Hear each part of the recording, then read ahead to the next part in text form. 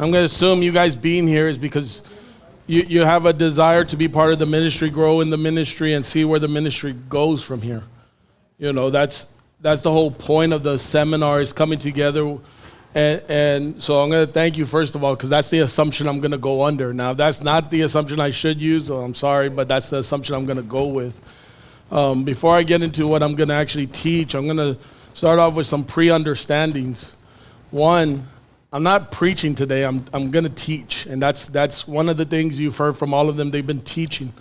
There's a very difference between preaching and teaching. You see, what I do out there majority of the time is preaching. And I know some of this, and even in my pre-start, you can take notes on it because it's going to have some input to it. But when I go out there and preach, my first focus is not you all. It's the lost. You see, that's what God has called us to do when we preach. He said, preach the good news.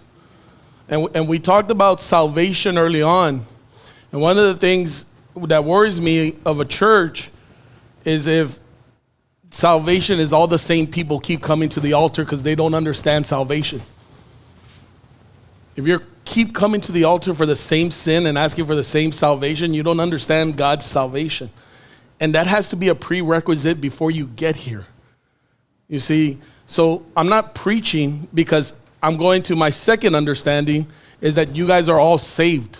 Amen. I'm under the assumption right now that you're all saved. So I will not question your salvation through my teaching. Now, I will challenge how close your relationship to God is. That I will. But I won't question your salvation. It's a very two different things. And that's something that we get lost with. And the reason I bring that as number two is because whenever you get into certain topics and you start off with salvation, people get very defensive. That's why Paul called the gospel, the preaching, the good news, an offense to us. Not the relationship with God, but the gospel is and I'm coming to the understanding that we're all saved here. So I'm not here to preach about salvation. What I am here to do is challenge what our relationship with God is and how that ties into the ministry and what we're doing. Number three, in order for a ministry to go, or one of the greatest weaknesses I see for a ministry, and I'm going to speak for our ministry directly because it's not every ministry. And because we've been here over 30 years, one of the biggest weaknesses we can have is nostalgia. Now, there's a difference between nostalgia and memories. We should always remember where we came from. We should always remember what's gone on through this church. We should always remember where we're headed next. But we should never think we're going back to an old way. We should never think and look back, that's a perfect way. And I'm going to give you an example from the Bible so you don't think I'm just making up stuff. The Israelites came out of Egypt. They were hungry, and guess what? God gave them manna. And after they had manna for a couple of weeks, guess what their complaint was? And it was better, and they said this several times throughout the desert. It was better in Egypt than it was out here. At least we had variety. And they were looking back to their slave days and saying it was better there. And so you say, okay, that's just one example. No, I'm going to take it to the next step. Now you go to the New Testament, and it's going to tie into the same thing. Jesus begins to tell the people, I'm the bread of life. And guess what those people said? No. God gave us bread back when we were in the desert. And that fed us and we were happy. You see how when you look back in history and nostalgia, you forget the bad stuff. You only remember the good stuff. You ever notice at all funerals, everyone's an angel? Yeah, there are very few funerals you go there and say, man, this person was. No, they were the best person in the world. They did this, they did. Every funeral is exactly the same. You see, nostalgia will make us look at something that's not attainable because it's not real. I thank God that we're having these seminars again. I thank God that we're starting it up and it was with the right timing. But I don't go back and look and say, man, I wish it was like the old seminars, because I remember some of the old seminars. Some of those old seminars we had to keep telling you from the pulpit, mandatory. You got to be here. We got shirts, let's unite. Oh, I don't want to pay for it. I don't want to be there. But we remember the good part. Oh, remember we were on fire. We were this, we were that. No, we were on fire at certain moments, not all the time. You see, I don't ever want to forget. I've always studied the church history. I've had the privilege of being here a long time and see it, sometimes in the back row, just keeping quiet and watching. But I've also had the privilege to learn about the history even before me. Never in this history of this church has it been perfect, but it's done what God's called it to do. See, there's two different things, and each time we got to build on top of it. If we focus on, I want to get back to 2008, I want to get back to 1980, I want to get back to that, we're living in nostalgia. We're not focused on what the future is, what God has for us. And so that's one of the things we have to step away from, is focus on it. If you notice, like I said, that example, what was Jesus doing? Jesus didn't forget that the bread was given, the manna was given, but what did he say? But now I am the bread. He built off of it. He didn't say we're going back to Moses. We're building off of what happened there, and we're focusing forward. And that's what we have to understand and look at when we're doing this. The next piece that we have to come to a pre-understanding before I get into this is we have to have open hearts. Open hearts to receive what we're going to be said here. Because like I said, this is not a preaching. I'm here to teach. And Manny said a quote that I said a while, I think it was, I don't remember what seminar I said it in. It was somewhere midway through the seminars, because I always look back and I review. That's it's a blessing and cursing for me. I look and study a lot of stuff. I review a lot of stuff. And one of the things I saw coming out of the seminar was, man, they would be on fire. At the end of the thing, they'd play a song and everyone's emotions were going and on fire. And then a week later, we're about to do something and it's like, why are we doing that? What was the purpose? What's the focus? Why? Because we were throwing gasoline on the fire, not putting logs into it. You see, when you put a log on it, you have to slowly let it burn. It has to start burning the outside before it gets into the inside. And so what you take here, you have to take it back and you got to engage in that with God. It's not just about, okay, we close our books afterwards, we walk out and everyone's on the same page. It's really about challenging us to say, okay, here I am, I'm going to take this to God. I'm going to sit on it. I'm going to, one of the things that I'm going to touch on, and one of the things that I believe is important in ministry and important in the Christian life is balance. And we have a misunderstanding of balance. We're extreme people. Emotions are not bad. But if we're all emotion, we burn out. Logic is not bad. But if we're all logic, we don't ever allow the emotion to play a part. There's a balance. Now, the issue with balance is it's different for each of us. As much as we want to put a general rule around it, a 50-50 rule, that's not the way it works. One of the things Paul, and I'm going to touch on it later, but Paul talks about in 2 Corinthians, he talks about not being reluctant, but not being compulsive. Two opposite ends of the spectrum. You understand, in ministry, in your relationship, in ministry, in working and doing, you can't be reluctant, but you can't be compulsive either. Both are two extremes. There's a balance of it. You see? And the only way we do that is if we're willing to have open hearts and willing to put logs into it. Because you may disagree with certain things. But again, this is where we're headed as a church. This is where we have to go. This is how we grow.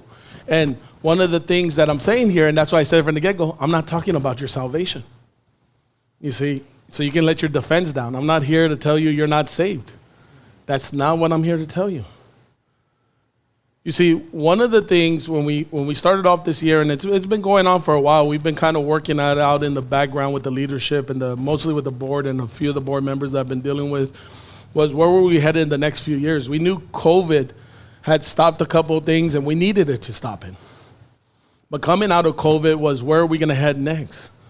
And if you remember, I've met with I don't know if you know, we're actually an organization. We have an organization. I don't know if you guys know that. We don't just come together and throw stuff together. We have an organization set up, and I have a board that's set up. The board is set up. Then we have staff, and We have our volunteers, we have our church, and we have like that. I met with the board early on, and one of the things we talked about was what was the focus. And then I met with anyone that wanted to be involved in ministry, and I told you what those 3 focuses are. And then I said it in front of the church so that they understood what our focuses are. And our focuses is still the same where I believe God is heading us. And it's a 3-piece to it. It's 1, leading people to grow in a relationship with God. Having that relationship. That's number 1. And I'm going to come back to that in a second.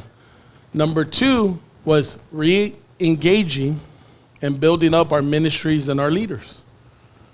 Number 3 was the financial health of the church. So all 3 of those are going to set up where we're going to be in the next few years. And number 1, the reason I came to that one, because I want you to understand where we're at from a church standpoint, how we see the church. When we're out there on Sundays and stuff, like I told you, what was the first focus? Salvation of souls. Salvation of the lost. That's the first focus. That's always going to be the church first focus, is salvation of the lost. You understand, after the salvation of the lost, you know what's next? Is building a relationship with God. That's why it's important that our first focus is always a relationship with God. If we come to the understanding that we're saved, now the challenge is, how is our relationship with God? Because that's the whole point of salvation. If we think salvation is just to get us to heaven, we only read part of the story. Salvation was to reunite us with God in a relationship. And I'm going to show you throughout history how this is.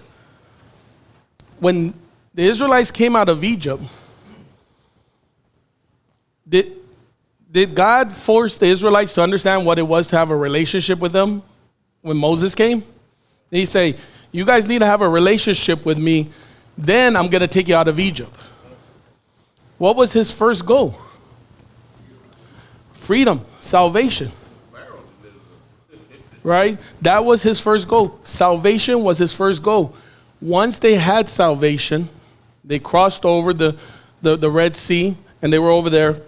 What happened next? God wanted all the people to come to him. But they said, no, Moses, you go. And what did God give Moses? What are the 10 commandments?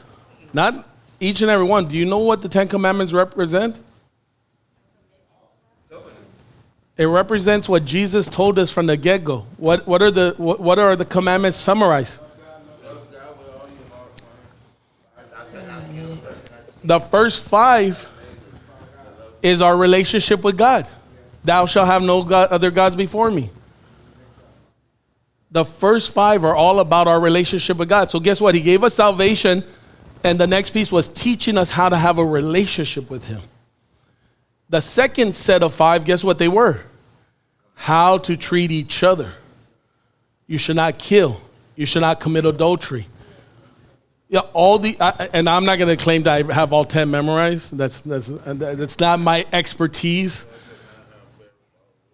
But what I'm saying is, if you notice, there was a phase to it. It was salvation, then a relationship with God, then a relationship with each other.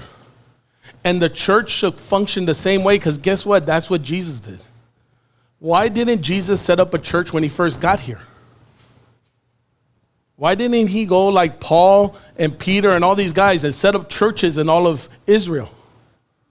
Why didn't he set it up? No. Go back to the first one. What was the first goal for God all the time? Salvation. Guess what he was doing? Everything he preached in the Gospels is about salvation. He ties in certain things about ministry and things, but everything he preaches is about connecting back to the Father through salvation. And where did salvation happen? At the cross. So once we were saved, guess what we were able to establish? A church, but after having a relationship with God, right? When did they establish the church? After the Holy Spirit came upon them and they were revealed everything. And then they were ready to start the church. Jesus didn't start the church because we weren't ready to have a relationship with God before salvation. It's the same thing in ministry. What we're doing here, what we're doing out there on Sundays, what we're doing when we have events or whatever, feeding the homeless and stuff, has to be salvational first. But once people get saved, then we got to teach them how to have a relationship with God. Then once they learn to have a relationship with God, then they have to learn how to serve people. Be part of a ministry, be part of something, giving back. Not just in the set ministries we have now. I want to, let me go back to my rules, right? The pre-grounds I started with. We got to understand when I say ministry, I don't mean the 7 or 8 ministries that we have here. That's limiting us. When I talk ministry, I mean what God truly has for all of us. There is more than just the ushers, usherettes, the musicians, the children's church, the nursery, the homeless feeding. There is more. If all we limit ourselves is to those 8 ministries, 9 ministries, whatever it is, then we're limiting God. So when we look at how we're supposed to be working in the church and what we're supposed to be doing, when we're out there Sunday, it's not just about the preacher. It's not just about the musicians. It's not just about the ushers. It's about every single one of us working together in unison to deliver, allow the presence of God to be there to allow salvation. Then from there, salvation's always key. The next piece is the encouragement part. That's why you should come on Sunday, right? That's why it's not, well, I'm saved, so I don't show up Sunday. No, you come Sunday because, one, you're encouraged by helping others, and then you're also supposed to be encouraged with each other. You see, that's the fold of, the problem is sometimes we have the priorities messed up. Sometimes we think Sunday services are for us. And I think, and that was something Manny was touching on, right? When he said, I don't teach gold preachings. I think I do, man, though. No. That's what he was, what Manny was driving to is this is a supplement, especially for us that are saved.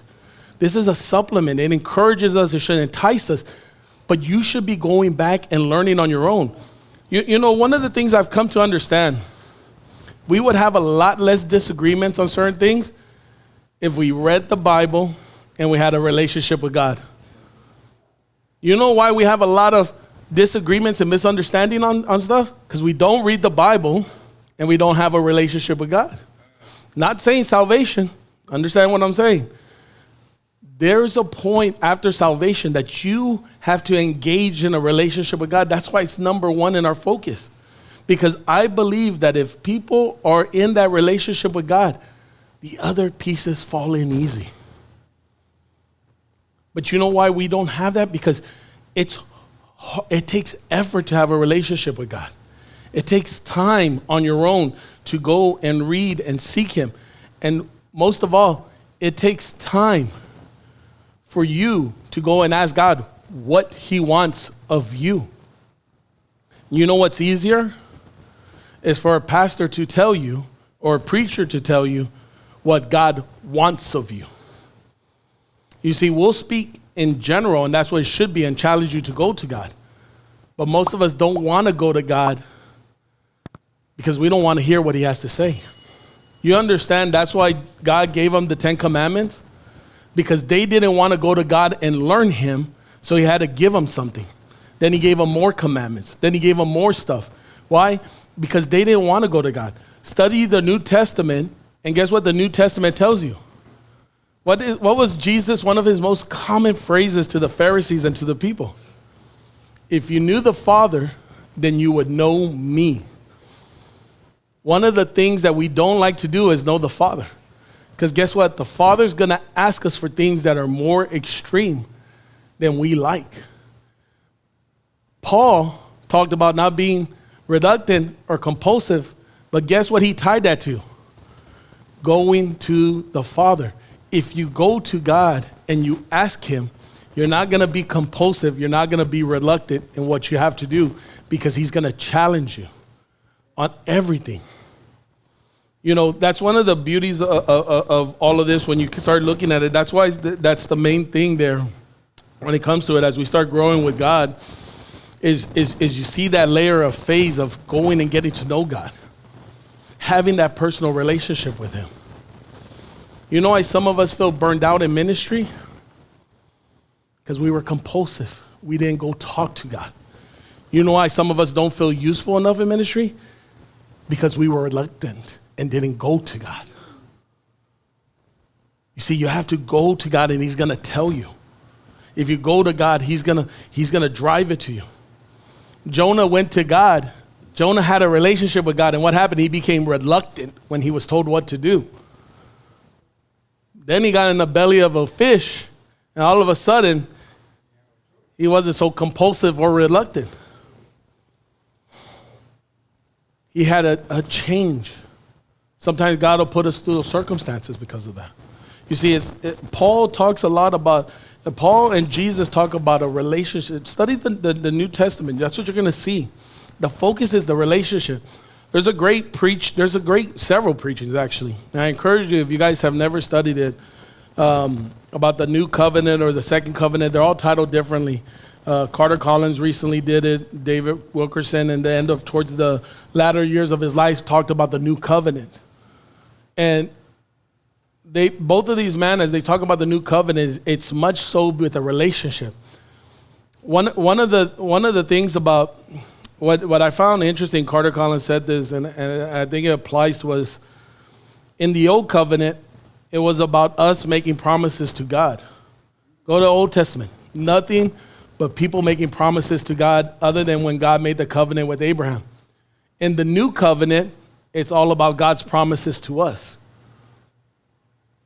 When you start seeing where Jesus comes in the New Covenant, it's all about what God has promised us. How he'll never leave us or forsake us. How he'll provide for our needs. How he's going to do X, Y, and Z. Fill in the blank. It's all about God's promises to us. You know what happens in the New Covenant? That makes us insecure. So guess what we try to do? We try to go and make promises to God because we're compulsive or we're reluctant. And we go make promises to God and say, God, I'm going to serve you every Sunday. God, I'm going to fast every week. We go and we make these compulsive things, promises to God, because we think in the New Covenant we have to work in the Old Covenant way. God doesn't want your promises. He wants your commitment. But he wants your commitment in the relationship. And all of that starts filtering out when you start understanding his promises. You see, as we grow this ministry, as we head where we need to head, that's one of the things we have to understand. Salvation, then there's the relationship with God. That has to be the foundation. When new people are coming in, it's not about what their talent is. It's not about where we can place them. It's about what is their relationship with God. It's the same thing with you. What is your relationship with God? If you're feeling burned out, what is your relationship with God? Have you put it too much to the side and were compulsive? If you're not feeling useful enough, have you been reluctant with God? You see, we're all that's the thing in life. We're all gonna have different things going on. As I move into the next place of the ministry, how we work in the ministry is gonna work differently throughout our life. You see, we're a lot of we like general rules for ourselves. You see, because it's easy. But a relationship with God is not about generality. It's about a person to God relationship. And there's at times he's going to call for you to be more in your ministry. There's going to be times he's going to call for you to be less in your ministry. He's going to have all these different phases because he also understands you're going through different phases in your life. But I can't be the one to tell you that. You see, you'll want to come to me, pastor, someone else, and say, oh, well, I got 40 hours of work. I got this going on, this and that. And I'll completely understand. But it's a matter of you seeking God and God telling you what's right in that time frame. You see, if one of the things that you're going to find with God, God wants obedience. God wants commitment. But those only matter if it comes with the right heart. You see, we always study a cheerful giver. And we say that, but we don't really understand what that means. A cheerful giver has settled everything in their heart in what they're giving. Of their time, of their efforts, of their talent, of their money. They've settled it with God. They've gone to God and had that conversation. They've gone to God and had that relationship and had that discussion. because there's always going to be a battle inside of ourselves, a reluctancy, a thorn in our side. Paul called it a battle between sometimes wanting to do good, wanting to do bad. You can fill in the blank on how you want to see it. You know, in Colossians chapter 3, 23 through 27, it says, whatever you do, work at it with all your heart, as working for the Lord, not for human masters, since you know that you will receive an inheritance from the Lord as a reward. It is the Lord Christ you are serving. Sometimes we lose that focus that it's God that we're serving.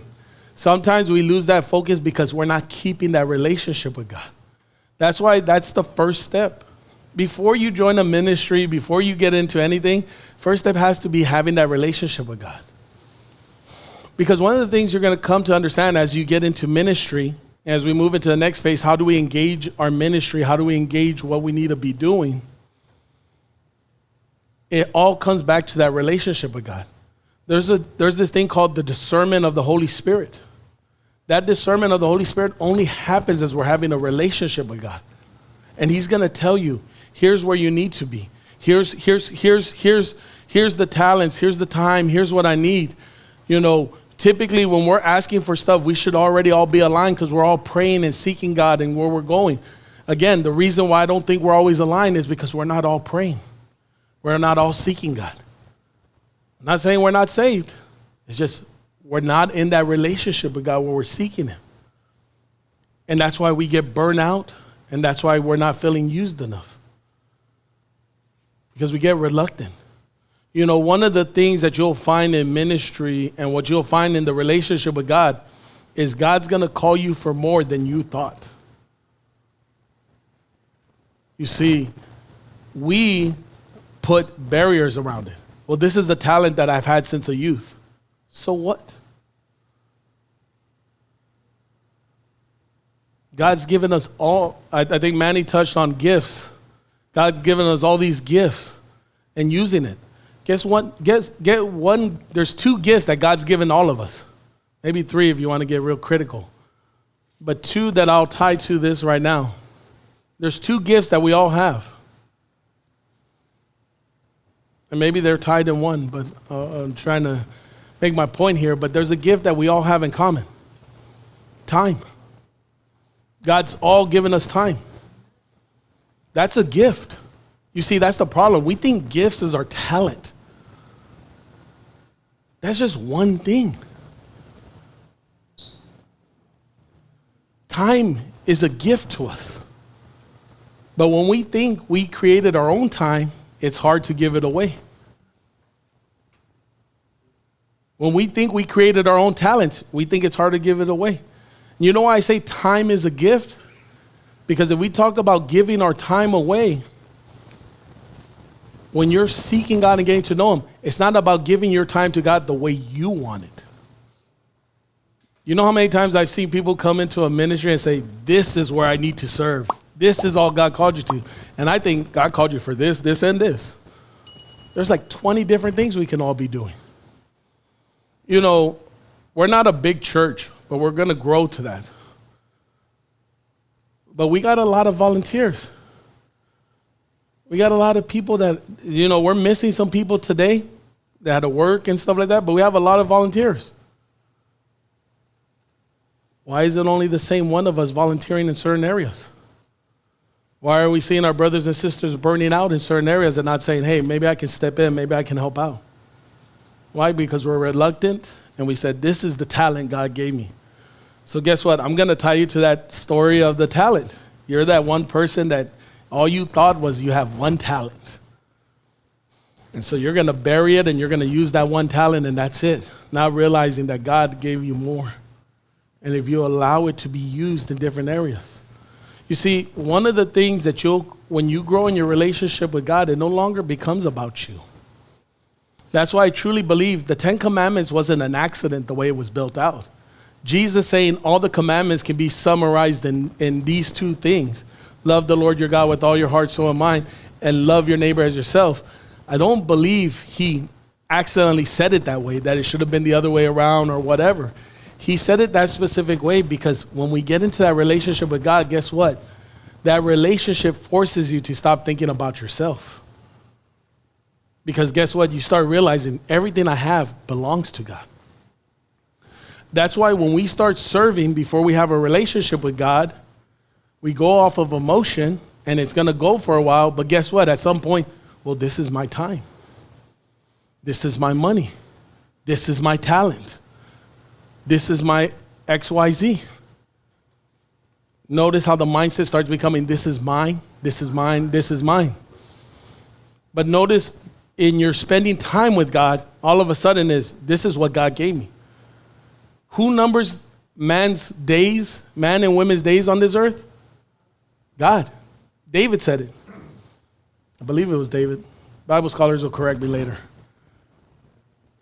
But he said he numbers our days. Who numbers the hair on our head? You're not bald because you're bald. You're bald because God numbered the hairs on your head. I'm trying to get you to an understanding that when Jesus was talking, sometimes when we looked at it and we say, Jesus, when he talked about the sparrows, you know what he was trying to make us understand? The sparrows don't want for anything because guess what? Everything belongs to God and he provides it. But the moment we think it's ours, now we become defensive about it. We become very defensive about everything we have, our time, our effort, and this and that. And you know, one of the things, I'll say it took me time in ministry to understand this. God blesses us with different variations in our life and different phases of our life because it allows us to do different things in our life. You see, a lot of times we don't realize because we're getting older and we're retiring, we think, all right, well, I guess I retire from church. No, God just opened up your time frame to do things for God. Oh, but I'm getting older. I can't hammer this or that. No, but God gave you the mind to teach someone. But you see, we get caught up in this is my talent. This is my time. This is my way of doing it. And that's why it's important when we get into that relationship with God, how that phases into our ministries. You see, if we're all working together, we should be able to function as a ministry. We should be able to help out in different areas. We should be able to do what we need to do. You know, when we started the seminars years ago, that was one of the big things we talked about because everyone wants to get behind the pulpit.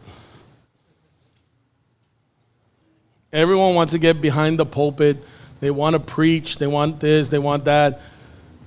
And I've always looked at it this way. What I'm able to do back here is not possible if the other functions aren't working.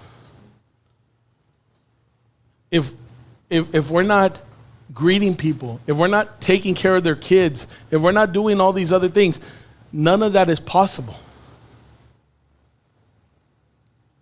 And when you start growing that relationship with God, you start understanding how we all work together and how we function and where God wants us. You know, compulsive and reluctant are going to be something that we battle throughout our life. And it's not always seeming like a bad thing. I enjoy preaching. I enjoy it. But God also tells me sometimes take a step back. And so I'm glad when, you know, either Pastor or Manny or Brian, they're going to preach that day, that I've learned that I had to take a step back sometimes. It allows me to refresh. It allows me a moment to just breathe a second.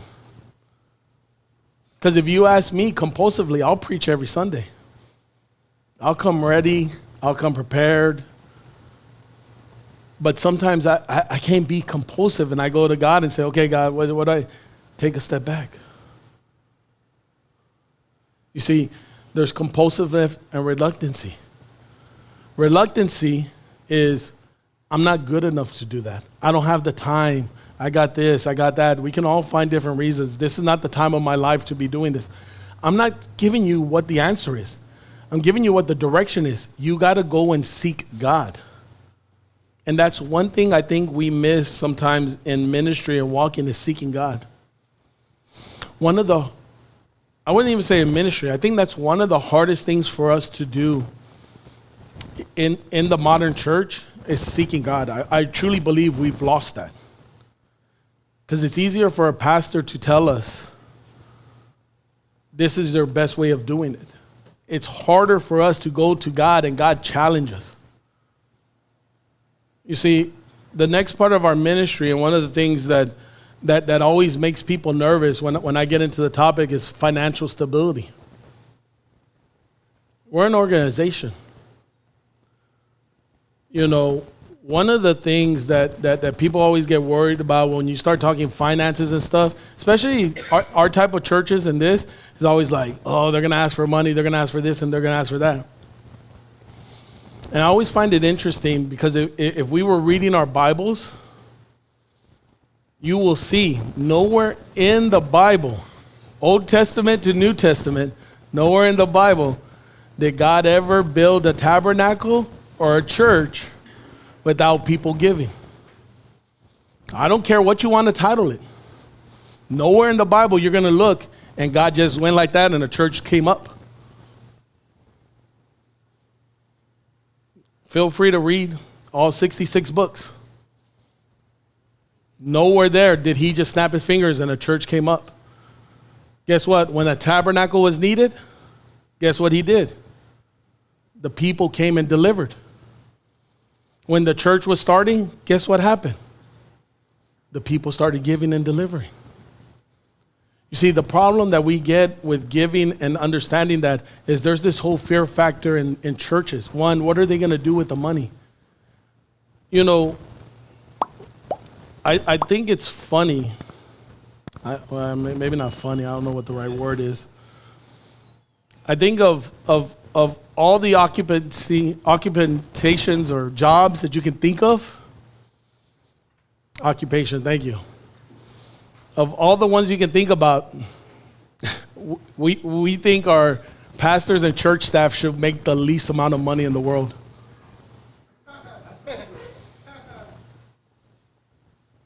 You know, one of the things, when I gave the goal this year, I gave the goal for us to get to $120,000.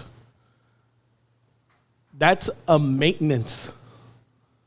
That's a maintenance amount to keep the church just afloat. That is not amount to grow a church. You see, it sounds like a lot of money. When you go look up a church of our size, you know what the average budget for a church of our size is? $270,000, with a median at about 170.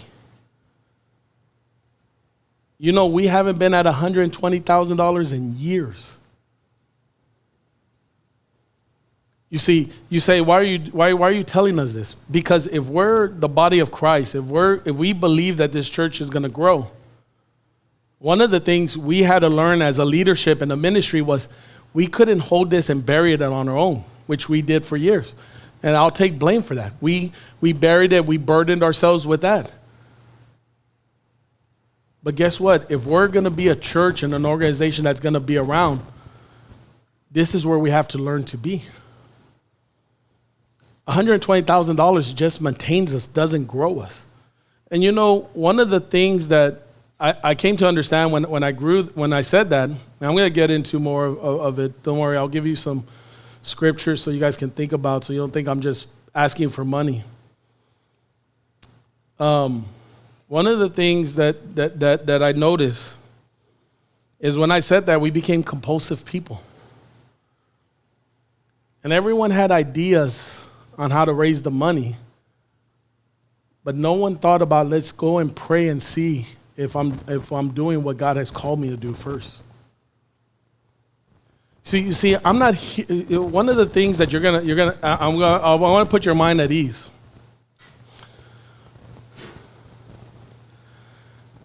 I truly believe, not even of that 120, but as we grow, the majority of that money should be coming from tithes and offering. Fundraisers are exactly that, fundraisers. They're to raise for other projects. Right now, we have to use our fundraisers to keep us afloat. Our fundraisers should not be the primary place where we get our money from. It should be through our tithes and offering. And I know some of you are going to say, but tithes are the Old Testament. Completely agree with you. Tithes is an Old Testament teaching. I'm not here to argue that. But giving has always been around. Giving has never disappeared. Tithes ties to a 10%. And it goes all the way to the time of Melchizedek and Abraham. You see it once, but don't hear of it again. But then you hear of it when the Levites were formed. Now, this is where I need you guys to understand as we go through teachings. Something you got to understand about biblical teachings as you work through it is you got to look at it completely through the Bible. You can't just take one portion and fit it into your theology. You got to take it all through the Bible and fit it there. So when tithing came around, it was the forming of the Levites. What were the Levites? They were the ones that were not going to get any land, so they weren't going to have no property. They were giving up all their land and everything to be what? The priests. And part of that being a priest was what?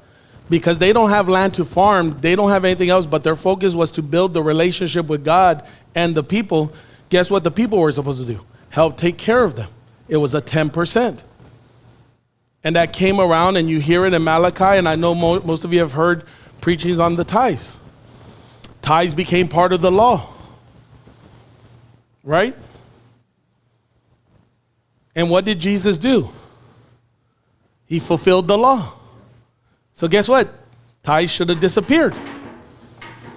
But here's the beauty of it. You remember what else is on the law? Adultery. Right? What did Jesus say about adultery? The law said if you commit adultery, you get stoned to death. You can get divorced, you can get this or that. You commit adultery, you get stoned to death. Guess what Jesus said? If you even look at the other sex the other way, you already committed adultery. He went to an extreme. He didn't go backwards. What did he say about murder? The law said if you murder someone, not if you think about murdering someone, if you murder someone, what happened? You were stoned. What did Jesus say about murder? If in your heart you thought of killing your brother, you've committed murder. So I agree with you. Tithes was fulfilled with the law. Jesus asked us to go above the law. Why? Because our relationship with him grows more. You see, when there was a law, you had 1 + 1 = 2. After the new covenant, 1 + 1 doesn't equal 2 anymore.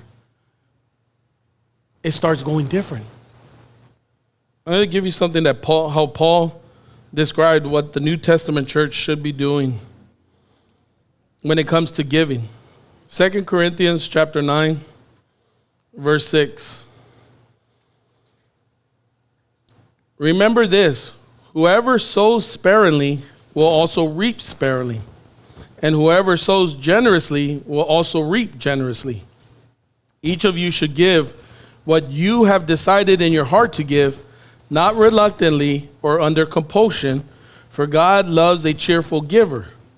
And God is able to bless you abundantly so that all things at all times, having all that you need, you will abound in every good work.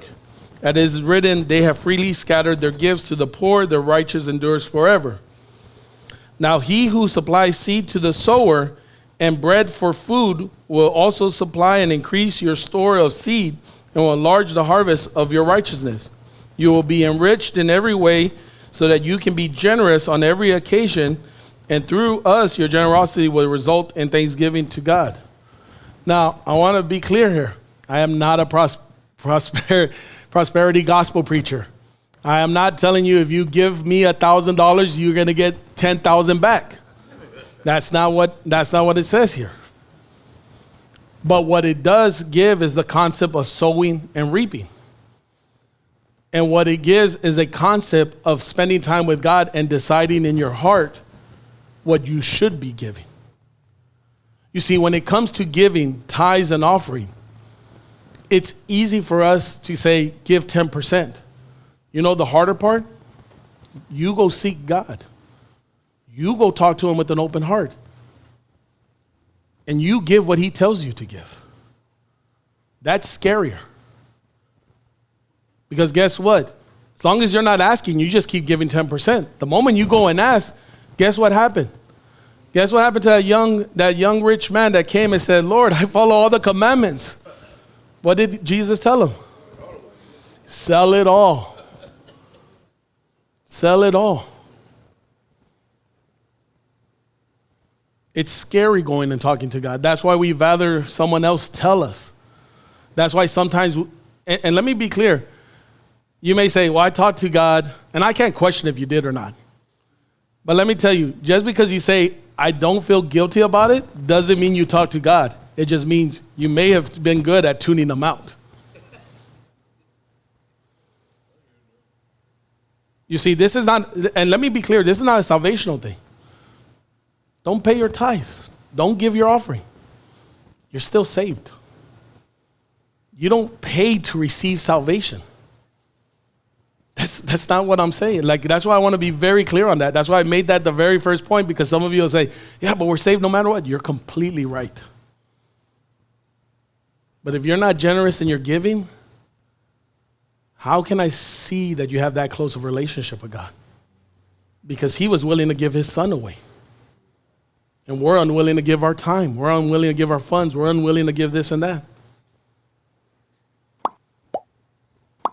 And if you say, well, I might have a reason, I might have this or that, that's fine. As long as you went and talk to God. You see, that's what I ask of the church, is talk to God and seek him. Get to know him. And take this to him. You know, one of the things when we gave this 120 go out there, and that's what I mean is, I'm going to get into where the funds should be going and what they should be doing. But one of the things that when you start understanding giving to God is the principle of getting to know him and seeking him and asking him.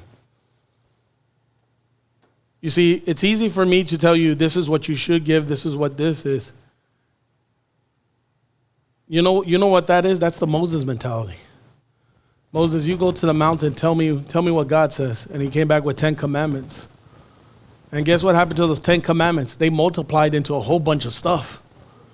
But what happened? The new covenant came. And guess what Jesus kept saying? Know the Father. Know the Father. Because if you know the Father, guess what happens? That starts coming out of you. You see, when I announced the funding and the 120, our first response should have been, let me go talk to God. Let me go seek God.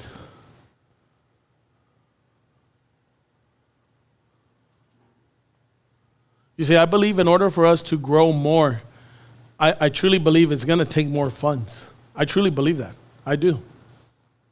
And I believe that'll happen by us getting closer to God and we become cheerful givers. And I believe in that we're going to be able to invest more. One of the things we're pivoting on is we had this mindset in the past, like we would have the offering tithes come in and things like that. Then when we needed a special fundraiser, we would go raise it and stuff like that.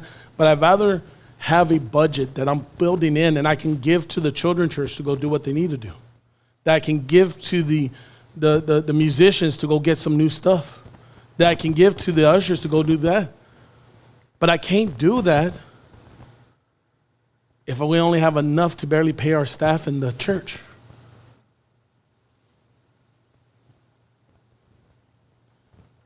And that's one of the things we have to come to understand. That's why,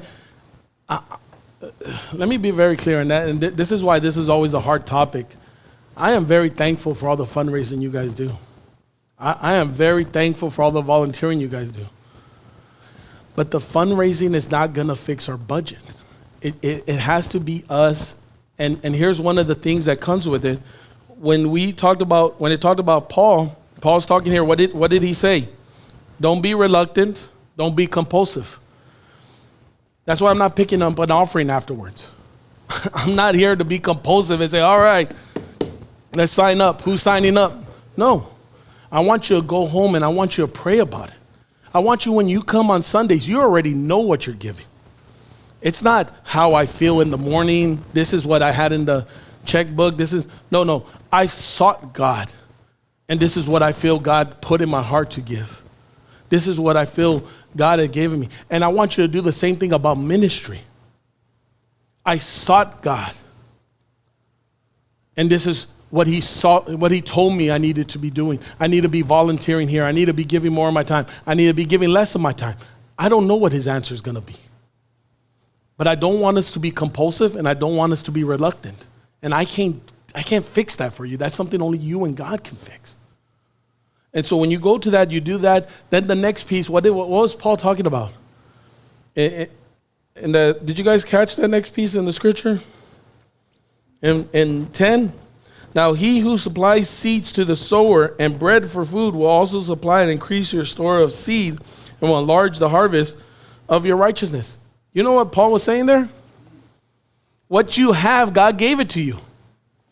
That's not yours. God gave it to you. When you change that mindset, it's so much easier to give of your time and of your stuff. It's so much easier to give. It never was yours. But guess what? The moment you think it was yours, and you can tie it however you want it. You can say, well, it was my ability. Yeah, but a second ago, you just thank God for your gifts and your ability. Yeah, but it was my time. Yeah, but in the morning, you thank God for another day of life. I'm not telling you you're thanking me. Don't thank me. I don't give you life. I don't give you ability. I don't give you talent. But if we're saying that that's it starts changing our mindset. That's why I said this is not a salvational issue. This is a relationship issue. Because when you start having that relationship with God, one of the things that came out of the Garden of Eden is we became self-reliant. We thought everything was done on our own. How many times do we hear self-made? I did this on my own. But when you come and realize that God gave us all our talents, he gave us all our opportunities, he gave us all these different things, then all of a sudden it starts becoming easier. It starts becoming easier to give away, whether you get thanks or not, whether you get praised or not. Jesus talked about giving without being recognized. This is not about coming and saying, I'm going to donate $5,000 to the church and have to do it in front of everyone. This is about you and your time with God. You and what, see, that's one of the things I want to make sure you guys walk away with. I'm not going to tell you how much to give. I'm not going to tell you how much to volunteer. All I can do is state the facts in front of you. This is what we need for a ministry. The fact is we need more volunteers. The fact is not all of us are probably pulling our weight. But I'm not going to tell you you need to donate 20 hours of your time a week. I'm not. I'm going to tell you, you go seek God and you tell God what he has to give to you. You know, that's one of the things in our ministry is about seeking God. One of the things the reason I have not gone to full-time ministry is because I don't believe God's called me a full-time ministry. Not at this time. And it's not because I didn't ask him. It's not because I didn't seek him. Every decision I've made, I've sought him on. But he aligned our ministry to be organized in a certain way that pastor can handle a lot of the certain things and I can handle the other things, but still allow myself to work. Because guess what? If pastor was gone and I'm working, there's a lot of gap there that he's handling. And I see our budget. You see, there's things that we have to understand what we're doing. So one, again, get to know God. And he'll give it to you. He'll tell you what you're supposed to be giving. But he also tells us, when you get to know him, Paul was writing about, when you get to know him, your mindset changes. That's why he wanted us not to be compulsive, not to be. You ever notice Caleb's always running out of money? They do a drive every 6 months. They do a drive. They're about to shut down. Every 6 months, they're about to shut down. They're like that store, the going out of sale store that's always open. It never goes out of sale. You ever notice that Caleb never runs out of money? But they always go, look, And what do? They'll tell you, hey, if we don't get this money, we're going to shut down here, we're going to shut down there. And I'm not saying don't donate to Caleb. That's between you and God. What I'm saying here is I'm not here to give you compulsive and pull on your heartstrings. I'm just stating facts here. This is our budget. If we want to be a growing church, our budget needs to be bigger. If we want to invest in our church, our budget needs to be bigger. If we want to keep putting Band-Aids on it, let's keep putting Band-Aids on it. But sooner or later, the facts of it is, we're not going to have it. That's the reality of it. And you say, well, God's going to provide. Yes, I believe that. God will provide when we start talking to him. God will provide when we start seeking him, when we start getting to know him. You know, when you get to, in Matthew chapter 6, verse 1 through 4, you can just write this down. It says, giving without recognition. This is where Jesus was talking about. It's not about giving and showing and saying that this is what I'm giving, but it's about giving without recognition. But one of the bigger ones I wanted to, which ties into what I was talking a second ago, was planning on our giving. What did it say? Don't be compulsive. Don't be reluctant. Time, money, everything. Don't be compulsive. Don't be reluctant. In 1 Corinthians chapter 16,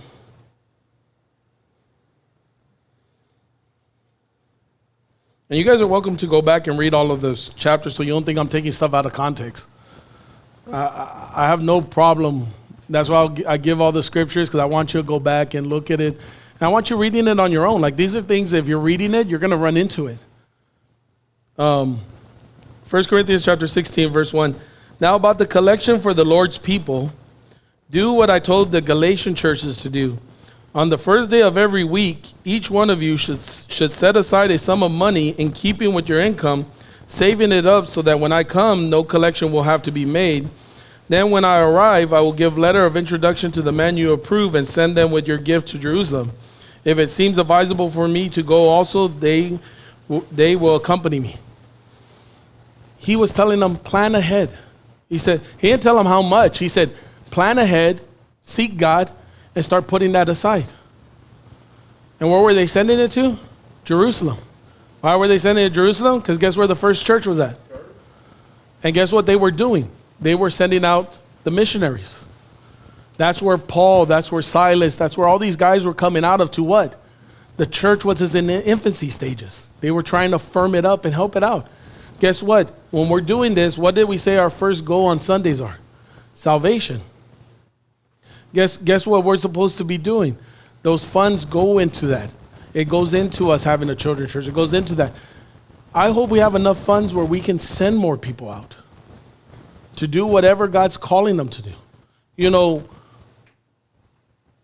pastors, this goes back to part 2. All these are tied together. If you've noticed, the goals, they're all tied together. Part 2, pastors been having Bible studies on Wednesdays. We've been having men and women's fellowship.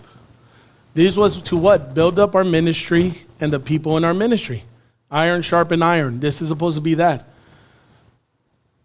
But the purpose wasn't for you to come to pastors' Bible studies and stay there for 5 years. The purpose of it is for you to learn, engage, and then guess what? Start something at your house on the weekend, on the weekday. Be that church there. And guess what? I want at some point be able to give that group money to say, okay, I want you to start up at your house. Here's some money out of the church, buy snacks, whatever you need to do, start getting it going there. And that's how we start spreading out. But when we don't have that mindset, when our mindset is on ourselves, all we do is we keep coming back to the same thing. You see, those were not meant for you. It's like some of us, I don't remember how many lessons it is, 12, 13, 12 lessons.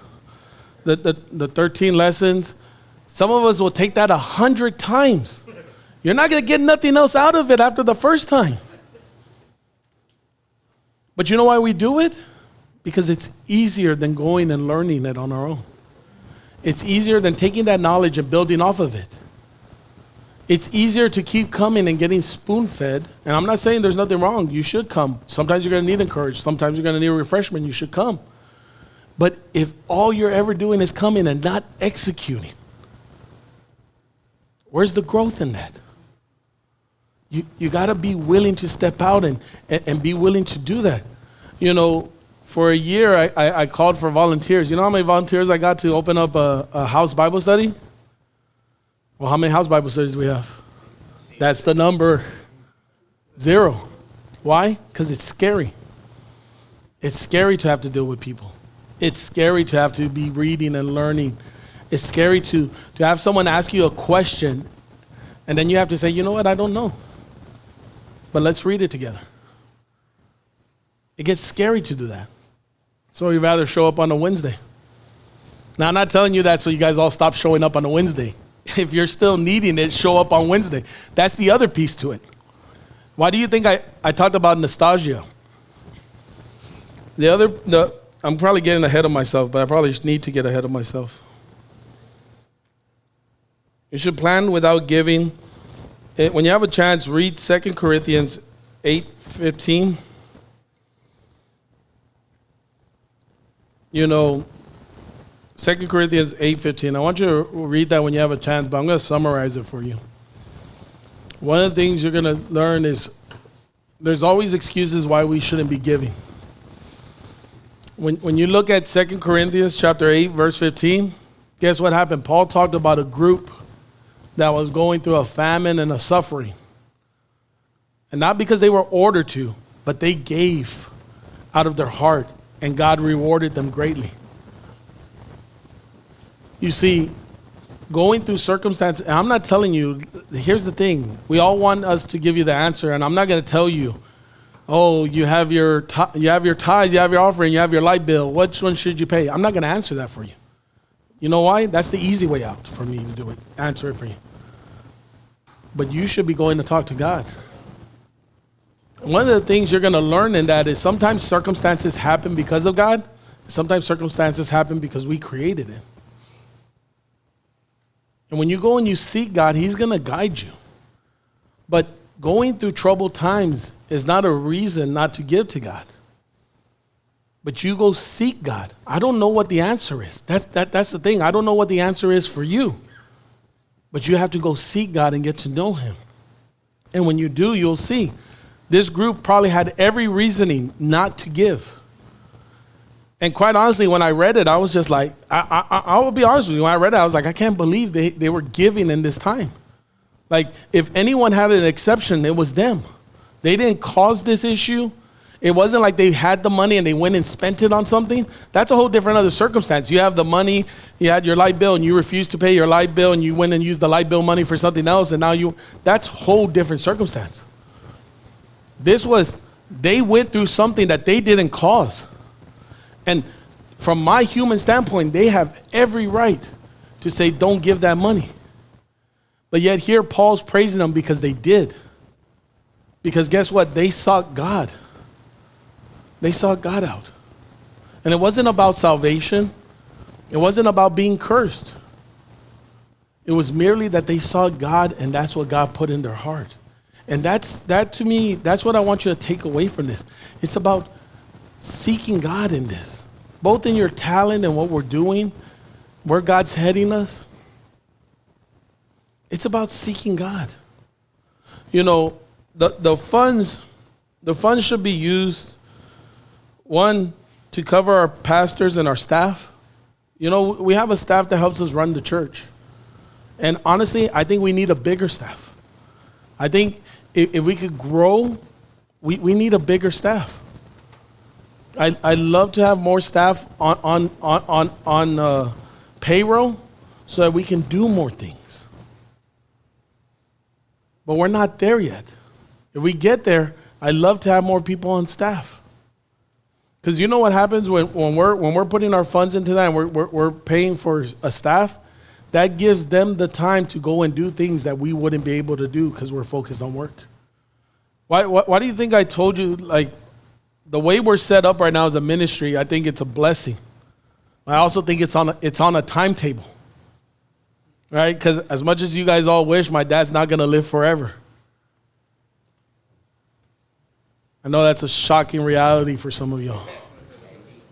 But he's going to die at some point. And the reality of it is, I'm able to go and work and then focus on a certain part of the ministry because he focuses on another part of the ministry. We don't have enough funds to support our staff. So we have to split that off.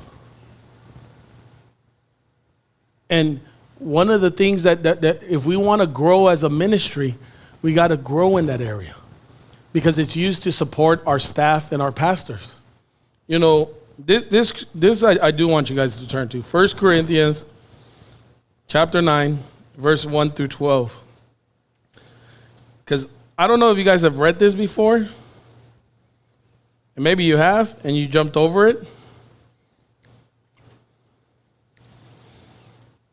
But there's something a little shocking here. You're going to be surprised by. 1 Corinthians chapter 9, verse 1 through 12. And I want you guys to go back and read it later when you're at home. It says, am I not free? Am I not an apostle? Have I not seen Jesus our Lord? Are you not the result of my work in the Lord? Even though I may not be an apostle to others, surely I am to you, for you are sealed of my apostleship in the Lord. Verse 3, this is my defense to those who sit in judgment on me.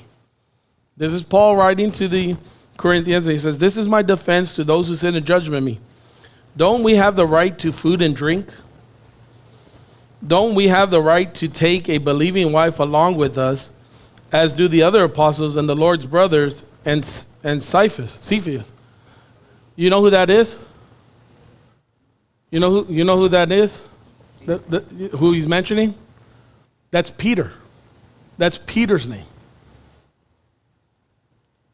Peter, the apostle. Ask the Catholics, the first pope. That's Peter. Guess what he's saying? Don't we have a right? Just like Peter, who brings his wife, and you guys cover. Or is it only I and Barnabas who lack the right to not work for a living? Who serves as a soldier at his own expense? Who plants a vineyard and does not eat its grapes? Who tends a flock and does not drink the milk?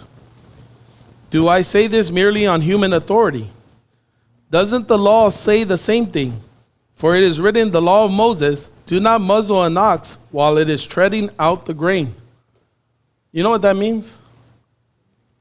It means don't put something over the ox's mouth, because guess what? The ox gets to eat of the grain as it is working. As it's working to reap the harvest for you, guess what the ox gets to do? Now, do you think God in his loving mercy and all-knowing, he cared that much about an ox to put it on there for it? Do you think he put it in the law just for the ox? Guess what? Guess what he knew Jesus was going to be talking about? A harvest. Laboring. How many times did Jesus talk about us being on harvest? Laborers for the harvest. Is it about the ox that God is, look, even Paul said it. Is it about the ox that God is concerned? You think God wrote it in there because he was concerned about the ox? Partially. But surely he said this for us, doesn't he? Yes, this was written for us because whoever plows and threshes should be able to do so in the hope of sharing in the harvest. If we have sown spiritual seeds among you, is it too much if we reap a material harvest from you? If others have the right of support from you, shouldn't we have it all the more? I wanted to read that. If we have sown spiritual seeds among you, is it too much if we reap a material harvest from you? That's a hard pill to swallow because most of us jump over that one. We don't read that fully.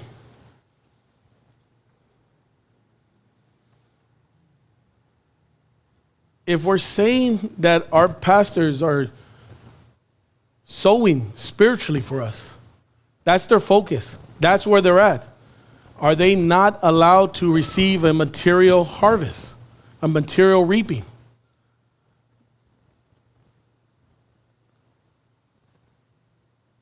You see, the funds, the tithes, the stuff, it should be going to our staff and the pastor partially. That's part of it right there. Paul said it himself. Now, Paul's going to go, and I know some of you will read it and you say, yeah, but you didn't finish it. Paul says, but I don't use this authority. He says, but we do not use this right. On contrary, we put it up with anything rather than the hindrance, the gospel of Christ. He puts that. But listen to what Paul was saying. He's saying, I'm the exception. This is not the rule. Because who else was doing it? Peter and the other apostles, the other pastors that were left there, the other preachers that were left there. He was very clear on this. So our funds should go to benefit our pastors, our leadership, and part of that's part of it. For those that have decided, that we have decided to go full-time. And that's what I'm saying. If our budget grows more, I want to hire more staff. I want to have more staff out there. I would love to have more staff to kind of be here full-time. Because a lot of you right now, you're volunteered. And guess what? I understand that. I get that. So if today you had to work and you tried to get out and you weren't able to and you had to work, I wasn't going to tell you, quit your job and show up. Guess what? Go work. Because you're a volunteer here. I can't pay you to be full-time. But that's why part of the funds go there and the other funds are going to go other places.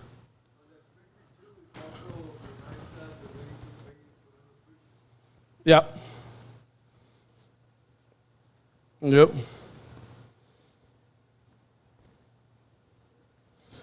One of the things that, as you continue to read it, you'll see he goes into about the temple and the food and stuff like that. But read that. That's one piece you have to understand. Look, the funds that we want to raise, one, and this is why I'm being very transparent with you guys. That 120 only gets us to maintenance mode. That gets us to touch up a few things, invest a little bit here and there, but cover our staff and what we need and the maintenance of the church. That's where that 120 gets us. If we want to grow the church, we got to go above that 120. And by growing the church, here's the vision I see for the church. I want a stronger children's church. I want a stronger, different ministries. The homeless feeding is great. Appreciate the ladies that started it and getting it where it needs to be, but we need more volunteers and we need to grow that, and that needs funds. That needs funds. We have other things around the church that we're trying to do, and those need funds to grow. The money should also go to supporting the work of the ministry. What is the work of the ministry? Outreaching, reaching out. You know, we want better speakers. We want better this and that. Trust me, I'm trying to be reasonable. By no means am I asking for a flyer jet to get me from here to Austin every weekend or anything like that. No, that doesn't help anyone. That's a waste. It's a waste. But that money to be used for other things, to grow other ministries, to plant seeds in other areas. You know, I want to get more involved into the Mira Solas and some of the things we're doing. But that takes funds to do that. It takes funds for us to do the stuff that we need to do. To maintain the church, to grow the church.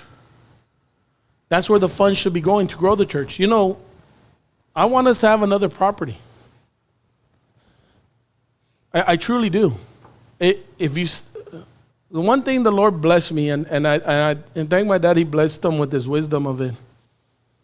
I went to school for business. I didn't go for ministry. I thought about going to school for ministry, but he talked me out of it, and I went for business. And I see financials way different than my parents did, than probably a lot of you do. I see things way differently because of that. If you look at the west side and the areas that we're in, whether you like it or not, we're going to go to a gentrification. It's going to happen. We're shutting down schools too quickly. There's different bars and coffee shops and stuff opening up, and that's just progress. That's just the way it goes. You can fight against it or you can adapt to it. Guess what? If we had enough funds, when one of those schools go up for sale, I would love to buy that and do something with it. Create not just a church, but an ecosystem that could help us. You know, most of us have always thought of ourselves as workers instead of small business owners. We're so afraid to go out there and start our own businesses, and we're happy being worker bees. But creating a generational wealth until God comes where people, I'm not trying to create a compound. Please don't think I'm trying to rent rooms out and you guys all come. No, stay in your own homes. What I'm saying is it starts creating an opportunity around that. If you have that property and you rent out part of that property for businesses and stuff, the church starts becoming sustainable on its own. But we don't do that right now. We can't do that right now. At some point I would love to do that, but I believe we need more property for that. That'll allow us to sustain moving back into having some, I wouldn't even call it a halfway house. I don't know what it's going to be in the future. It would help us grow into other areas. But if all we ever stick on, let's just maintain, that's fine. We'll just maintain this. But let's not complain when we don't see the growth we want. Let's not complain when we don't see the construction that we want. Let's not complain then when the speakers start failing, when this starts failing. Because we've been unwilling to go seek God and give what we should. You know, I did the math a while back. When I did the 120, that's $10,000 a month. Sounds like a lot.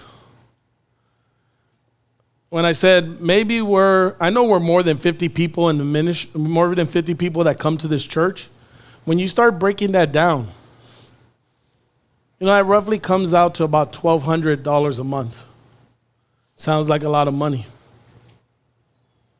Even if you're following the 10% rule,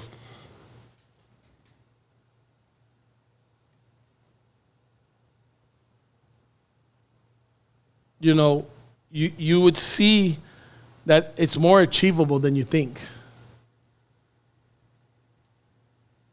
And I didn't throw that number out there because I didn't want everyone to catch on to that number and say, okay, that's what I need to give. No, because some of us are all in different financial circumstances throughout our life. And that's why that's why you have to go and pray and ask the Lord. But guess what? That's why God gave us a vastness of some. Because some of us, we're going to make up for the other ones. And you're planting a seed and sowing it for others. And that's one of the things that we miss in this. That's why I've learned as I gotten older, I don't like the 10% rule. That's the easy way out. Telling you to go seek God is a lot harder. And I'm fine if you go seek God and you honestly go seek God and God tells you to give 0. Okay. What am I going to argue with that? That's fine. God tells you to give 0. If you honestly can say that, that's what God told you, okay. I'll still state the fact that we need 120 to maintain. If we don't get 120 to maintain, then we don't maintain. That's what that means. That's the reality of it. You see, I want us to keep growing as a church. Right now, we're putting Band-Aids on everything. We'll go run and do a fundraiser. And like I said, please don't take this as a shot at the fundraisers. I am grateful for the fundraisers. But you know what the fundraiser should be? The fundraiser should be above and beyond our maintenance. And they're not. You know, I look at some of these churches, and if I stay in Austin or if I'm traveling, I try to go visit churches, and like Manny and Pastor, and I think Brian, they all touched on it. There's other things outside, and I watch a lot of churches. And I love like listening to them and stuff like that. And I've noticed that these churches are not afraid to talk about their funds like we have been. We've always been hesitant on it. I don't know if it's because we grew up in a Mexican culture and you don't talk about money a lot of times, but we've always been hesitant. But I listen to these churches. I was listening to Times Square, and they were doing a fundraiser for $2 million. This was above their maintenance. This is $2 million.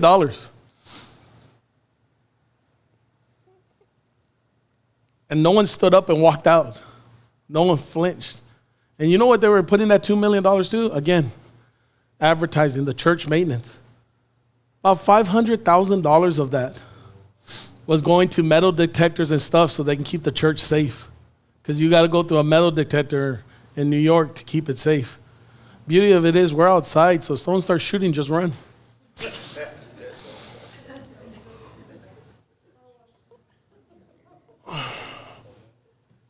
But you know, one of the things that I truly believe about these, some of them, I'm not going to, look, I'm not here to say every church is the same, and that's not what I'm here to say. At the end of the day, the main goal I want you to walk away with is if we're going to do those three things, if we're going to firm up our relationship with God, if we're going to reignite our ministries and the people in our ministry,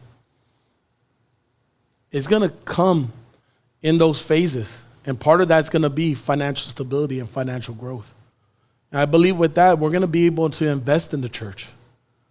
Invest in it in ways. And here's the thing. Here's what I've come to understand. When there is a spirit of cheerful giving of time, money, and resources, it's contagious. When it's not, it's contagious. Right now, we don't have that spirit, and that's contagious. We have a spirit of doubt. We have a spirit of where is that funds being used? We have a spirit of I don't know if I should do that. We have a spirit of I have every theological theory in the Bible that tells me tithe and offerings are done with. And that's perfectly fine. But the piece that I think we're missing is that first piece, having that relationship with God. Because when you start having that relationship with God, those other pieces come in. When we have those pieces there, guess what? It's contagious to be giving. It's contagious to volunteer. You know why sometimes people don't volunteer? Because a lot of us were compulsive. We got burnt out. And guess what? When we get burned out, we are not a people that go by ourselves to God and start talking to Him about it. We talk to everyone else about it. Can you stand these people? Why am I volunteering? Why am I helping? Why? Because we were compulsive. When we're reluctant, guess what? Guess who we share that with? Not God. We share it with everyone else. Compulsive and reluctancy, when Paul talked about it, who did he say to go to? God. Because when you're going to God, you're not going to be compulsive. You're not going to be reluctant. Look, in ministry, I've been through those things. In my time in ministry, I've been compulsive. And God will let you be compulsive. I didn't come up with a saying of using logs because I read it somewhere. I didn't come up with that just because it sounded like a great thing to do. I came up with it because I understood I put gasoline in my life and I burnt myself out. You learn.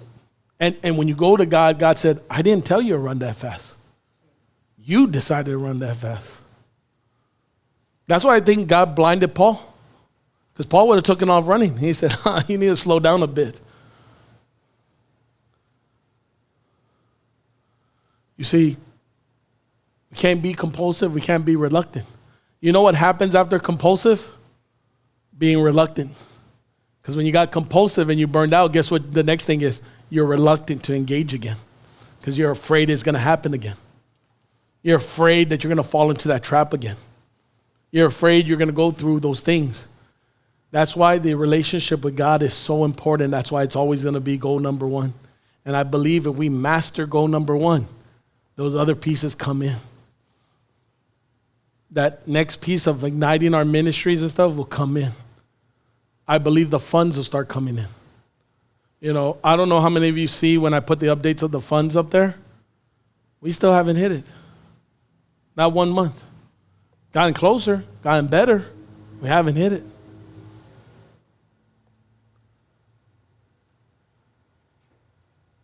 Yeah, Manny.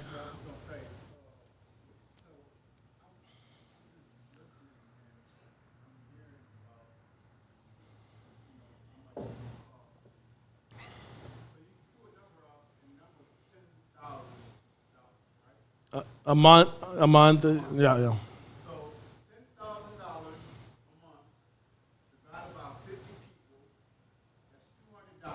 Yeah.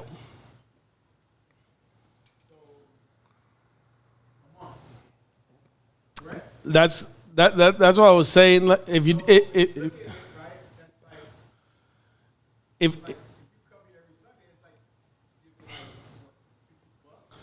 if you do the math, and this is why I say if you do the math and you let's say that we hold to the 10% rule. That means if you have an income of $2,000, which not everyone does, and I understand that. But if you had an income of $2,000, your tithes would be $200. So flat. So if we have 50 people that have an income of more $2,000 or more, we should be hitting that easily. So guess what that tells me? We're not giving. We're not giving. That's the reality of it. And here's the thing. Yeah, I'll go right now on. Here's the thing. But not everyone's at an income of 2,000. I understand that. But some of us have income more than 2,000. And guess what? That's why we're all in different phases of our life. You get into senior citizen and you have you're a little bit more fixed income, but then you have other people that are working. And here's the thing. When you start learning and seeking God, that's what I'm saying. We want it linear. We want everything linear, the same way the rest of our life. But guess what? At times when you're working, you're going to be giving more, but maybe your time's not as much. But then you get older and your giving comes a little bit less, but your time grows more. Or your giving could be more. You've paid off stuff. You were wise with your money. You were this and that.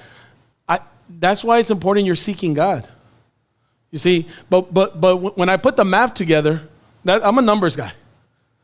All I do is throw I'm a numbers guy. I do numbers all day. And when I do the math, I find it shocking.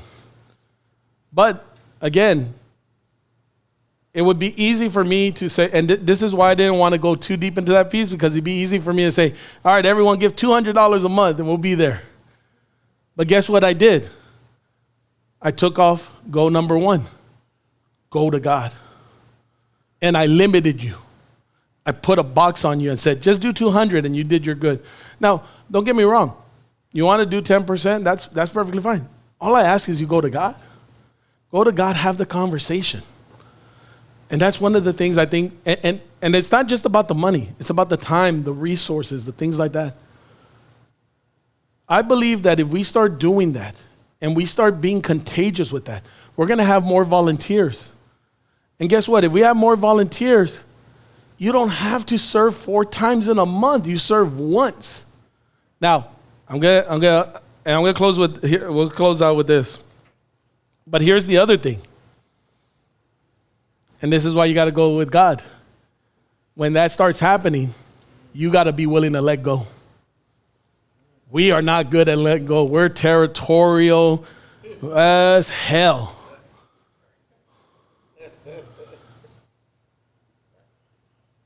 We are going to die at our post.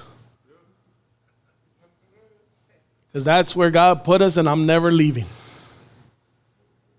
You know, it's interesting. I used to think this, and I always go back and forth, but as I got to know God more and just had that relationship with Him, I thought, all right, I'm going to die the pastor of this church. And you know what? Somewhere down the line, the Lord started doing, and He's like, so you control your future now? You decide the way it ends?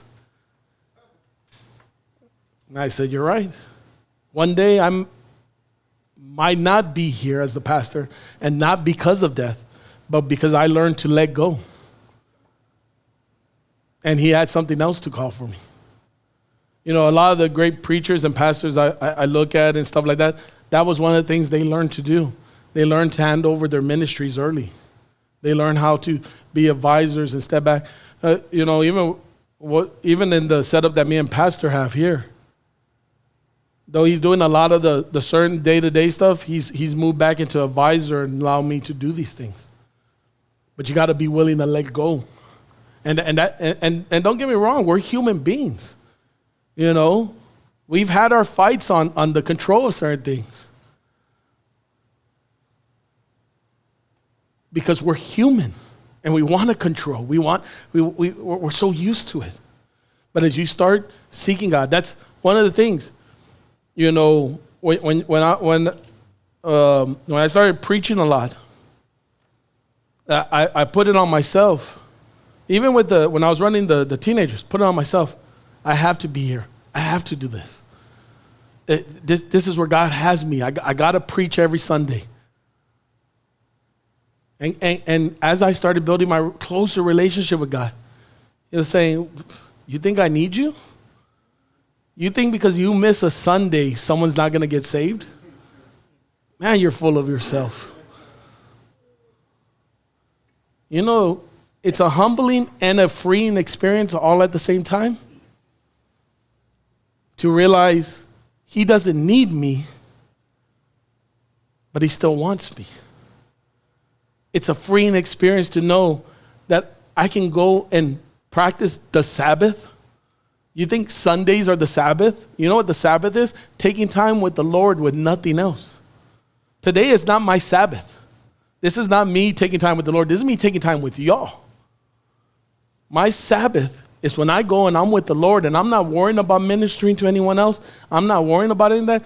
God was able to work 6 days, and on the seventh day, guess who He spent it with? His creation. Doing nothing. And I wouldn't say doing nothing, but enjoying what's around it. So yeah, I want us to enjoy the Sabbath. Yeah, there's Sundays I want you guys to sit down and, you know,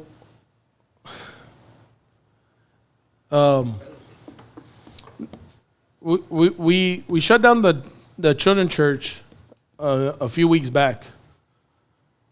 And I know probably some people were freaking out. We shut down the children's church and stuff like that for a day. Because we don't ever shut down the children's church. We're soldiers for Christ. We march on till we die, and we bleed and do this and that and all that stuff, and you guys pound your chest and do all you want. I shut it down because you know what? A kid's salvation is not dependent on one day of it being open or not. It's not. It's not. That's ridiculous of us to even think that.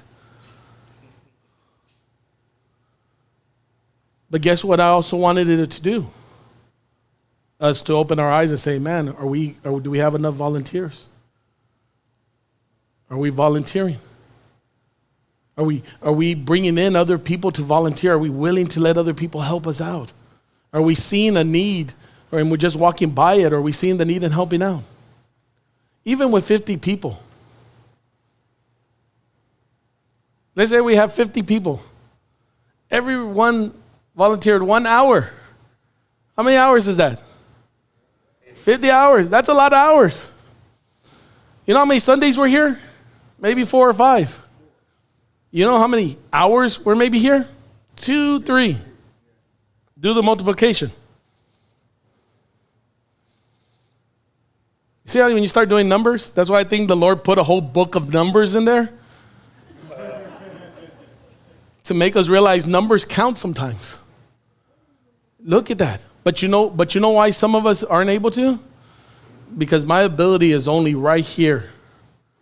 My ability is not to greet people. My ability is not to take care of a kid. My ability is not this or that. And so we limit ourselves and say, okay, of my 1 hour, this is the only hour I can do.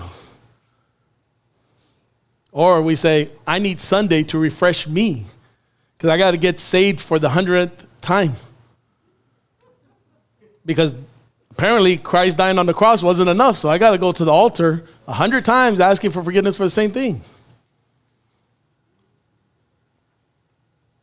You see, when we build that step 1, step 2 happens. Build step 2, step 3 happens.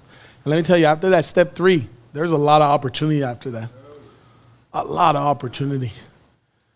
But we got to get those phases. And then guess what we got to do? We got to teach those phases to the new people coming in. Like I said, I started off thanking you because I truly believe you guys are here because you believe we can grow. I don't want you to donate money right now. I don't want you to donate time. I want you to take the next few days and go and pray. Now, again, if you're serving tomorrow, please serve. But what I am saying is take what we did. Take it as a log. Take it back and meditate on it. Pray. Seek the Lord. Take that time and seek Him. And then in a week or two, you come yourself with the Lord and say, okay, this is the Lord put in my heart. I'm not volunteering enough. You don't have to come tell me. I don't want you to tell me. Honestly, don't. I want you to just go do it, because that's between you and God.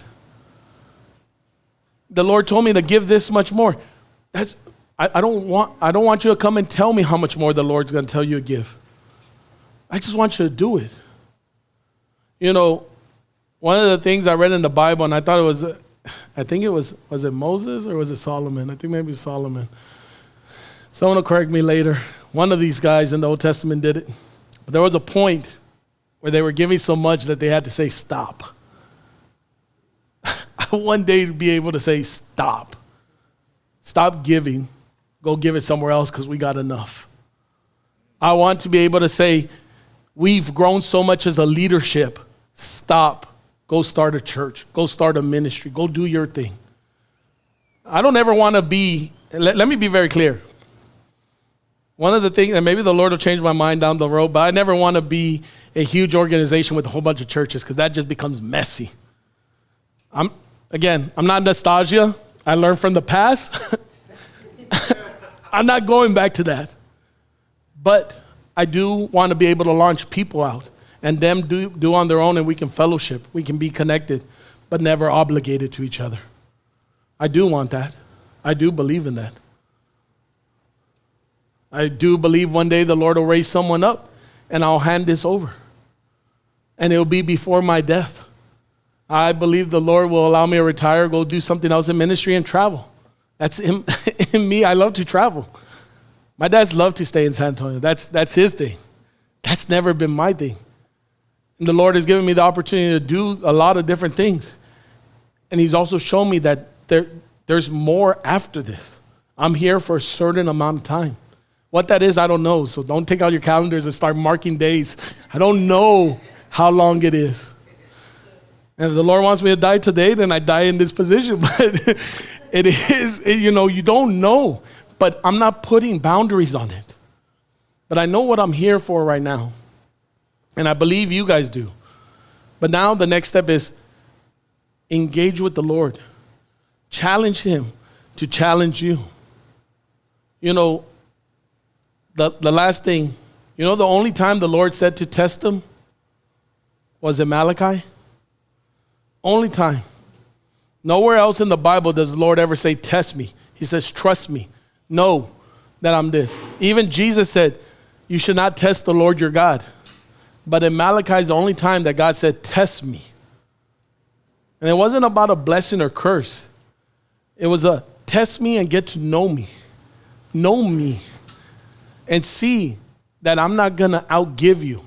And it's not about, again, it's not a prosperity thing. I'm not telling you, the thing that we misunderstand with the blessing is the blessing comes in a whole bunch of different ways. It's opportunities that are opened up. It's different things that happen in life. And I don't know what that is, but I know it's the favor of God. You see, it's not salvation. That's why I said from the get-go, because salvation is not based on what you give. So please understand, you cannot give anything.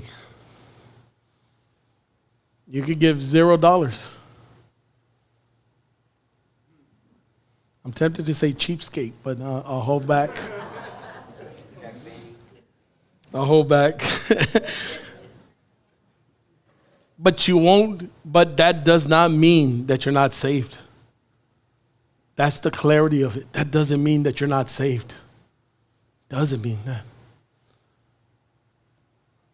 Those are the 3 goals. That's where we're headed. That's what I challenge to you. And here's the thing. When you start doing that, it gets contagious. And it's not just my job to challenge the rest of the church. Not everyone showed up here. Not everyone's going to be here. And some of them are still in the beginning phase. They're still understanding their salvation. But guess what? You're supposed to be mentors to them.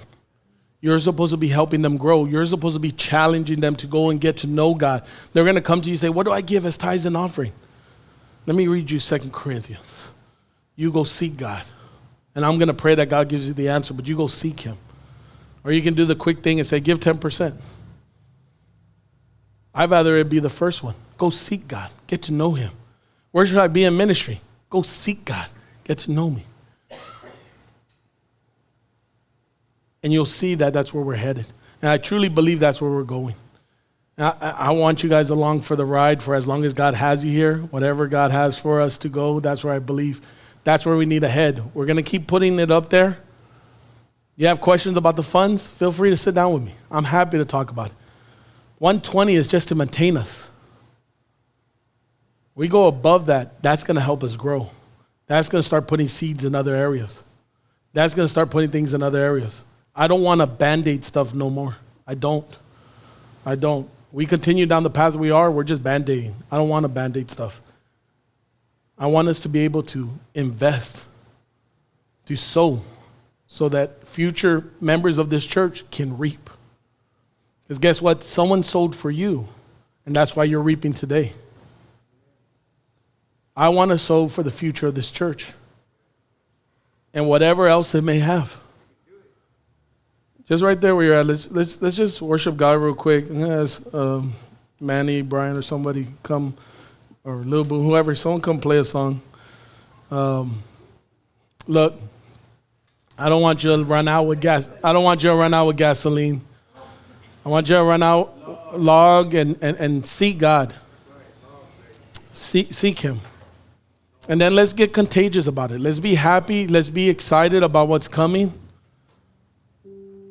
But let's take those steps. When you go home, repeat those steps to yourself. Because guess what? That's what the church is going to be founded on. Those steps there.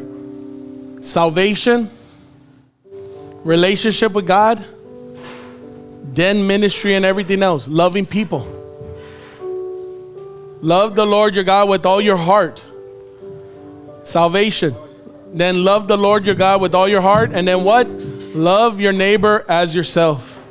And so just right there, you're at, let's just worship Him for a moment as we close this out. Let's just worship Him and give Him thanks.